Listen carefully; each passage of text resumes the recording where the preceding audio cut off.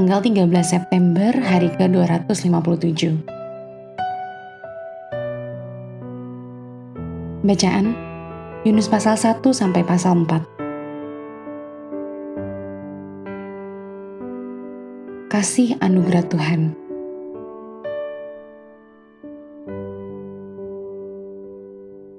Garis besar, ketika Allah menugasi Yunus untuk mengabarkan kebangunan rohani di Niniwe, Nabi Yunus dengan berat hati berangkat dengan kapal ke Tarsis, tepatnya ke arah yang berlawanan. Tetapi Tuhan mengejarnya. Dia menggunakan angin yang sangat kencang dan ikan yang lapar untuk menaruh Yunus di pantai Niniwe kembali dan siap untuk merespon petunjuk Tuhan. Dengan menggunakan khotbah satu kalimat yang diberikan secara ilahi, Yunus menyaksikan salah satu kebangunan rohani terbesar dalam sejarah terjadi. Baik orang dewasa maupun anak-anak dari penduduk Niniwe bertobat. Pasal 3 ayat 5. Namun alih-alih bersukacita atas kebangkitan rohani orang Niniwe, Yunus kecewa bahwa musuh bebuyutan Israel sekarang tidak akan dihancurkan. Tuhan harus mengajarkan kepada nabi yang kecewa tersebut sebuah pelajaran tentang anugerah ilahi.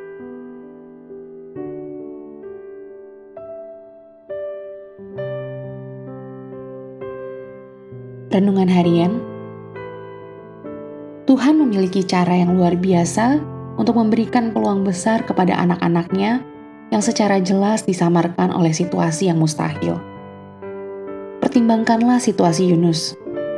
Dipanggil oleh Tuhan dalam waktu singkat untuk berkhotbah kepada musuh Israel yang paling kejam. Yunus dengan panik berlari mencari perlindungan.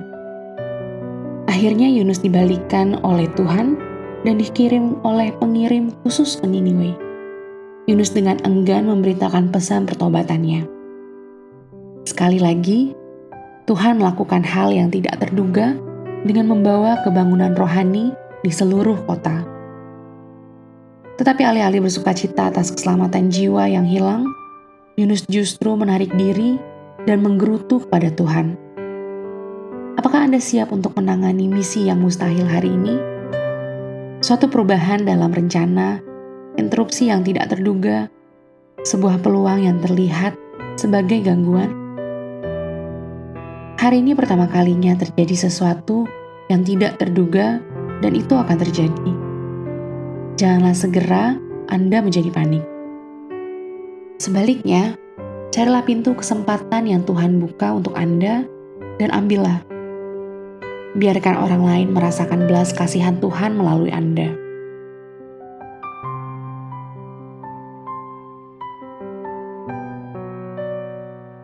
Anugerah menyerupai Allah dan mengecewakan iblis.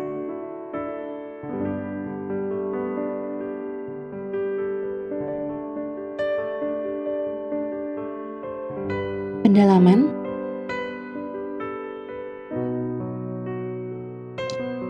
Misi mustahil dan menakutkan.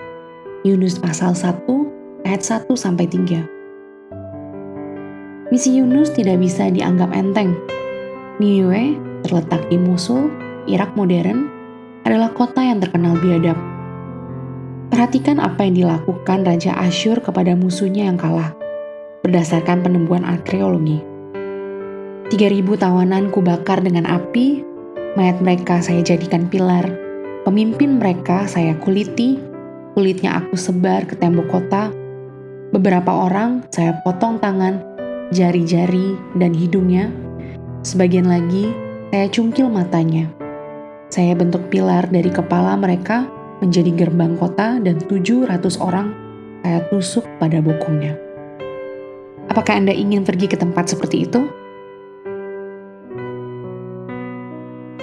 Kisah Yunus, apakah terjadi? Mungkinkah terjadi? Yunus pasal 1 ayat 17. Setidaknya ada 2 kasus pria ditelan oleh hiu atau paus dan hidup yang terdokumentasi untuk menyaksikan kejadian itu sama seperti yang dikisahkan dalam Yunus pasal 1 ayat 17. Sebagai jawaban atas pertanyaan, apakah mungkin Yunus ditelan oleh ikan besar? Periksalah Matius pasal 12 ayat 38-41 untuk konfirmasi dari sumber yang tak terbantahkan.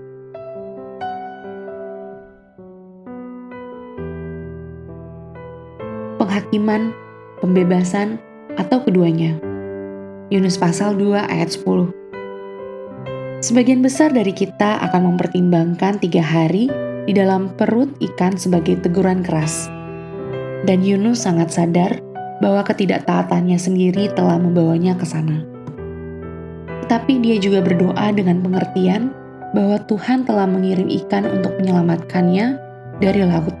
Pasal 2 ayat 1-10. Penghakiman yang mengerikan menjadi sarana pembebasan, seperti salib dan kubur berabad-abad kemudian.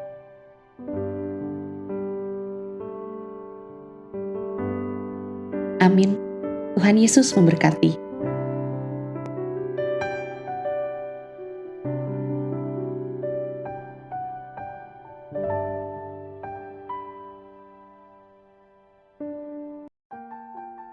Kitab Yunus.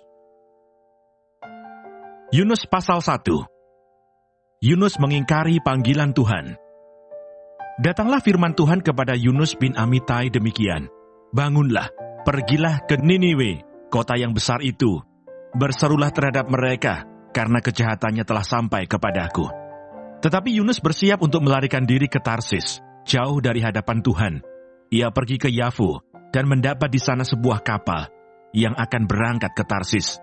Ia membayar biaya perjalanannya, lalu naik kapal itu untuk berlayar, bersama-sama dengan mereka ke Tarsis, jauh dari hadapan Tuhan. Tetapi Tuhan menurunkan angin ribut ke laut, lalu terjadilah badai besar, sehingga kapal itu hampir-hampir terpukul hancur. Awak kapal menjadi takut, masing-masing berteriak-teriak kepada Allahnya, dan mereka membuang ke dalam laut segala muatan kapal itu untuk meringankannya.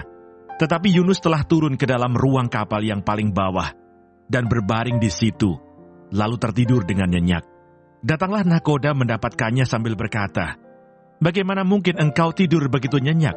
Bangunlah, berserulah kepada Allahmu. Barangkali Allah itu akan mengindahkan kita, sehingga kita tidak binasa." Lalu berkatalah mereka satu sama lain, "Marilah kita buang undi, supaya kita mengetahui, karena siapa kita ditimpa oleh malapetaka ini." Mereka membuang undi, dan Yunuslah yang kena undi. Berkatalah mereka kepadanya, "Beritahukan kepada kami, karena siapa kita ditimpa oleh malapetaka ini? Apa pekerjaanmu dan dari mana engkau datang? Apa negerimu dan dari bangsa manakah engkau?" Sahutnya kepada mereka, "Aku seorang Ibrani, aku takut akan Tuhan, Allah yang empunya langit, yang telah menjadikan lautan dan daratan." Orang-orang itu menjadi sangat takut, lalu berkata kepadanya, "Apa yang telah kau perbuat?" Sebab orang-orang itu mengetahui bahwa ia melarikan diri jauh dari hadapan Tuhan. Hal itu telah diberitahukannya kepada mereka. Bertanyalah mereka, "Akan kami apakan engkau, supaya laut menjadi reda dan tidak menyerang kami lagi? Sebab laut semakin bergelora." Sahutnya kepada mereka, "Angkatlah aku, campakkanlah aku ke dalam laut, maka laut akan menjadi reda dan tidak menyerang kamu lagi. Sebab aku tahu bahwa karena akulah badai besar ini menyerang kamu." Lalu berdayunglah orang-orang itu dengan sekuat tenaga untuk membawa kapal itu kembali ke darat. Tetapi mereka tidak sanggup, sebab laut semakin bergelora menyerang mereka. Lalu berserulah mereka kepada Tuhan, katanya, "Ya Tuhan, janganlah kiranya engkau biarkan kami binasa karena nyawa orang ini, dan janganlah engkau tanggungkan kepada kami darah orang yang tidak bersalah. Sebab engkau Tuhan telah berbuat seperti yang kau kehendaki." Kemudian mereka mengangkat Yunus, lalu mencampakkannya ke dalam laut, dan laut berhenti mengamuk. Orang-orang itu menjadi sangat takut kepada Tuhan, lalu mempersembahkan korban sembelihan bagi Tuhan, serta mengikrarkan nazar. Maka atas penentuan Tuhan datanglah seekor ikan besar yang menelan Yunus, dan Yunus tinggal di dalam perut ikan itu 3 hari 3 malam lamanya. Yunus pasal 2. Doa ucapan syukur Yunus. Berdoalah Yunus kepada Tuhan Allahnya dari dalam perut ikan itu, katanya, "Dalam kesusahanku aku berseru kepada Tuhan, dan ia menjawab aku. Dari tengah-tengah dunia orang mati aku berteriak, dan kau dengarkan suaraku. Telah kau lemparkan aku ke tempat yang dalam, ke pusat lautan. Lalu aku terangkum oleh arus air. Segala gelora dan gelombangmu melingkupi aku. Dan aku berkata, telah terusir aku dari hadapan matamu. Mungkinkah aku memandang lagi bait-Mu yang kudus? Segala air telah mengebung aku, mengancam nyawaku. Samudera raya merangkum aku. Lumut lautan membelit kepalaku. Di dasar gunung-gunung, aku tenggelam ke dasar bumi. Pintunya terpalang di belakangku untuk selama-lamanya. Ketika itulah Engkau naikkan nyawaku dari dalam liang kubur, ya Tuhan Allahku. Ketika jiwaku letih lesu di dalam aku, teringatlah aku kepada Tuhan, dan sampailah doaku kepadamu. Ke dalam bait-Mu yang kudus, mereka yang berpegang teguh pada berhala kesia-siaan, merekalah yang meninggalkan Dia, yang mengasihi mereka dengan setia. Tetapi aku dengan ucapan syukur, akan kupersembahkan kurban kepadamu. Apa yang kunasarkan akan kubayar. Keselamatan adalah dari Tuhan. Lalu berfirmanlah Tuhan kepada ikan itu, dan ikan itu pun memuntahkan Yunus ke darat. Yunus pasal 3. Pertobatan Niniwe. Datanglah firman Tuhan kepada Yunus untuk kedua kalinya demikian. Bangunlah, pergilah ke Niniwe, kota yang besar itu, dan sampaikanlah kepadanya seruan yang kufirmankan kepadamu. Bersiaplah Yunus, lalu pergi ke Niniwe sesuai dengan firman Allah. Niniwe adalah sebuah kota yang mengagumkan besarnya, 3 hari perjalanan luasnya. Mulailah Yunus masuk ke dalam kota itu, sehari perjalanan jauhnya, lalu berseru, 40 hari lagi, maka Niniwe akan ditunggang balikan. Orang Niniwe percaya kepada Allah, lalu mereka mengumumkan puasa dan mereka, baik orang dewasa maupun anak-anak, mengenakan kain kabung. Setelah sampai kabar itu kepada raja kota Niniwe, turunlah ia dari singgasananya, ditanggalkannya jubahnya, diselubungkannya kain kabung, lalu duduklah ia di abu. Lalu atas perintah raja dan para pembesarnya, orang memaklumkan dan mengatakan di Niniwe demikian, manusia dan ternak, lembu, sapi, dan kambing domba tidak boleh makan apa-apa, tidak boleh makan rumput dan tidak boleh minum air. Haruslah semuanya, manusia dan ternak, berselubung kain kabung dan berseru dengan keras kepada Allah, serta haruslah masing-masing berbalik dari tingkah lakunya yang jahat dan dari kekerasan yang dilakukannya. Siapa tahu, mungkin Allah akan berbalik dan menyesal, serta berpaling dari murkanya yang bernyala-nyala itu, sehingga kita tidak binasa. Ketika Allah melihat perbuatan mereka itu, yakni bagaimana mereka berbalik dari tingkah lakunya yang jahat, maka menyesallah Allah karena malapetaka yang telah dirancangkannya terhadap mereka, dan ia pun tidak jadi melakukannya. Yunus pasal 4. Yunus belajar menginsafi bahwa Allah mengasihi bangsa-bangsa lain. Tetapi hal itu sangat mengesalkan hati Yunus, lalu marahlah ia, dan berdoalah ia kepada Tuhan katanya, ya Tuhan, bukankah telah kukatakan itu ketika aku masih di negeriku? Itulah sebabnya maka aku dahulu melarikan diri ke Tarsis, sebab aku tahu bahwa Engkaulah Allah yang pengasih dan penyayang, yang panjang sabar dan berlimpah kasih setia, serta yang menyesal karena malapetaka yang hendak didatangkannya. Jadi sekarang ya Tuhan, cabutlah kiranya nyawaku, karena lebih baik aku mati daripada hidup. Tetapi firman Tuhan, layakkah Engkau marah? Yunus telah keluar meninggalkan kota itu, dan tinggal di sebelah timurnya. Ia mendirikan di situ sebuah pondok, dan ia duduk di bawah naungannya, menantikan apa yang akan terjadi atas kota itu. Lalu atas penentuan Tuhan Allah, tumbuhlah sebatang pohon jarak melampaui kepala Yunus untuk menaunginya, agar ia terhibur daripada kekesalan hatinya. Yunus sangat bersuka cita karena pohon jarak itu. Tetapi keesokan harinya, ketika fajar menyingsing, atas penentuan Allah, datanglah seekor ulat yang menggerek pohon jarak itu sehingga layu.